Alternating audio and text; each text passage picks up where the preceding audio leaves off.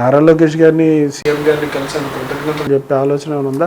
రైతులను తీసుకునో లేదంటే ఏదైనా ఆలోచన అయితే ఉంది. ఎందుకంటే వాళ్ళు మేము ఎంత అల్లరి పెట్టినాం. ప్రభుత్వంకి ఎలా ఉంటుందంటే ఏటా మూల విజయనగరంలో 4 జిందాలను తినేస్తున్నారు. జిందాల్లో ఈరోజు భారతదేశంలోని పెద్ద కంపెనీ.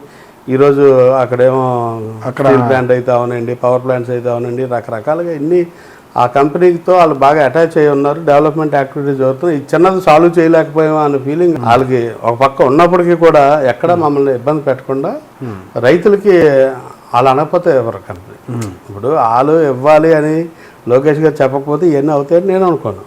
సో ఇనిషియేషన్ తీసుకున్నా. మా హోమ్ మినిస్టర్ గారు కూడా పాపం మాతో చాలా ఇబ్బందులు పడ్డారు. ఆవిడ హోదాలో ఉన్నా కానీ మా బాధ కొద్దీ 4 మాటలు అన్నా పాపం ఆవిడ ఓపిక పట్టారు. నిజంగా అన్నారా? అనకపోవడం లేదు, ఆవిడే అన్నారు. ఇదిగో ఎదురు పడితే మాత్రం అమ్మ అని మాట్లాడతాడు కానీ ఫోన్లో మాత్రం చాలా గొడవ పెట్టేస్తాడు, నన్ను అల్లరి పెడతాడు ఫోన్లో అనేసి మేడం అందరూ ఉంటుండగా కూడా చెప్పారు. ఎన్నో మాట్లాంటాడు నన్ను అని. అయినా ఆవిడ చాలా ఓపికగా ఇది ఎలాగోలా సాల్వ్ చేద్దాం అన్నా అని ఆవిడ కూడా చాలాసార్లు నువ్వు రాజకీయం చూసుకోవా, కుటుంబం చూడవా అని ఆవిడే నాకు సలహాలు చెప్పారు. అమ్మాయి అన్ని తర్వాత కానీ ముందు నా సమస్య తేల్చండి అంటే ఆవిడ ఇనిషియేషన్ చాలా ఇంపార్టెంట్. దాని నుంచి సక్సెస్ అయ్యాం. ఖచ్చితంగా లోకేష్ గారికి అయితే అవనండి, చంద్రబాబు నాయుడు గారికి అవనండి, మనం రేపు 13వ తారీఖున కొన్ని పేమెంట్స్ అయ్యాయి అనుకుంటున్నాం. ఇవన్నీ అయ్యాక ఒక టైం అడిగి హోమ్ మినిస్టర్ గారిని అడిగాను. నేను గతంలో కూడా అన్నాను, లేదు నేనే తీసుకెళ్తాను మిమ్మల్ని అందరినీ అనేసి ఆవిడ చెప్పడం. గతంలో కూడా ప్రయత్నం చేసాం, వెళ్దాం కలుద్దాం అని అనుకున్నాం కానీ కుదరలేదు. ఈసారి అయితే ఇప్పుడు ఖచ్చితంగా రైతులను తీసుకుని ఖచ్చితంగా వెళ్ళాలి. థ్యాంక్స్ చెప్పాల్సిన ఈ అంశాన్ని అన్నింటినీ వైఎస్ఆర్సీపీ పార్టీ ఓన్ చేసుకోవడానికి ట్రై చేయలేదా? వాళ్ళ పోరాటంగా చిత్రీకరించడానికి అవకాశం మీరు ఇవ్వలేదా? అవకాశం ఇవ్వలేదు అంటే ఆ గ్యాప్ వచ్చేసరికి ఏంటంటే ఆ గ్యాప్ అలా సాధించగలడు అని నమ్మలేదు వాళ్ళు. ఏమో మరి నమ్మారో లేదో తెలియదు కానీ నమ్మారో లేదో తెలియదు కానీ అంటే జిల్లాలో ఉన్న వాళ్ళకి పూర్తిగా తెలుసు. మా పెద్ద అయిన సత్యబాబు గారికి ఈ విషయం తెలుసు, మిగిలిన వాళ్ళకి పెద్దగా తెలియదు. కానీ ఆయన కూడా ఇష్యూలో ఒక రోజు నేను కలిసినప్పుడు అడిగాను, సార్ ఇవన్నీ ఉన్నాయంటే వెంటనే జనరల్ కనకారాకు ఫోన్ చేశాను. 3-4 ఈ ఇష్యూలో కొన్ని ఇష్యూస్ వైసీపీలో ఉన్నోళ్ళు కూడా ఇందులో కొన్ని ఇష్యూస్ ఉన్నాయి. సో వాళ్ళల్లో ఆయన కలిస్తే ఆయన కంపెనీకి మాట్లాడారు, కలెక్టర్ గారికి మాట్లాడారు, వాళ్ళు ఇనిషియేషన్ కొంత తీసుకున్నారు.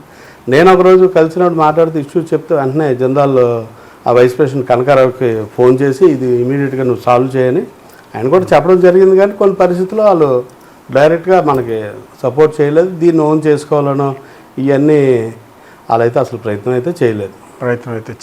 ఆ విషయాలకు సంబంధించి అంటే మీడియా సపోర్ట్ ఎట్లా ఉంది? అంటే ఇన్ని సమస్యలని ఎలివేట్ చేస్తా ముందుకెళ్తున్నారు కదా, అప్పుడు మీడియా కావచ్చు మిగతా సంస్థలు ఏ విధంగా సపోర్ట్ చేశాయో అని ఇబ్బంది పెట్టాయి. మీడియా అయితే స్థానికంగా ఉన్న ఎవరైతే లోకల్గా ఉన్న ప్రెస్ మిత్రులు ఉన్నారో అందరూ కూడా మ్యాక్సిమం మా ఏరియాలో ఉన్నారు.